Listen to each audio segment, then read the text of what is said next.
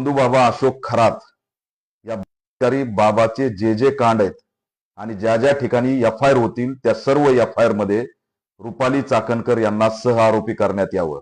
रुपाली चाकणकर या प्रकरणात लेडी अक्काच्या भूमिकेत आहेत आणि या लेडी अक्कामुळेच राजकीय वरद हस्त मिळाल्यामुळे अशोक खरात यांनी अनेक कांड केले, अनेक अत्याचार केले, लुटमार केली, भोंदूगिरीच्या नावाखाली अफाट संपत्ती मिळवली आणि या सगळ्याची भागीदार रुपाली चाकणकर आहेत.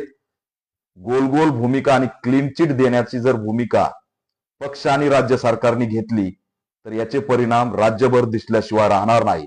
म्हणून ऑल इंडिया पॅंथर सेना अल्टिमेटम देते की येणाऱ्या 24 तासात महिला आयोगाच्या अध्यक्षपदावरून रुपाली चाकणकर यांची तात्काळ हकलपट्टी करावी, अन्यथा तीव्र स्वरूपाचं आंदोलन सुद्धा राज्यभर छेडण्यात येईल.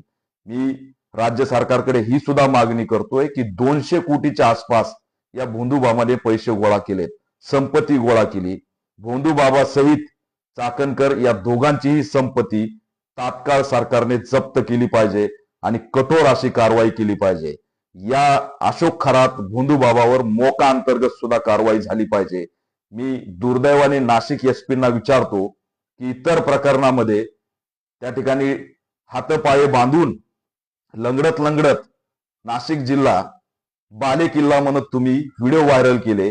अशोक खरात याचा व्हिडिओ नाशिक जिल्हा कायद्याचा बाले किल्ला असा म्हणणारा का व्हायरल झाला नाही हा प्रश्न सुद्धा मी पोलिसांना विचारतो. म्हणून एवढ्या वर्ष पोलिसांच्या नाकाखाली हा गोरखधंदा सुरू होता.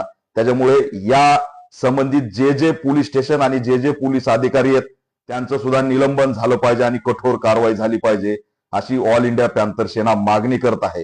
येणाऱ्या 24 तासात रुपाली चाकणकर यांचा राजीनामा घेतला पाहिजे आणि या लेडी अक्का नावाची जी भूमिका आहे, जेफ्री बाबा इपिस्टिन फाईल ही महाराष्ट्रापुढे आली पाहिजे अशी सुद्धा मागणी आम्ही राज्य सरकारकडे करत आहोत.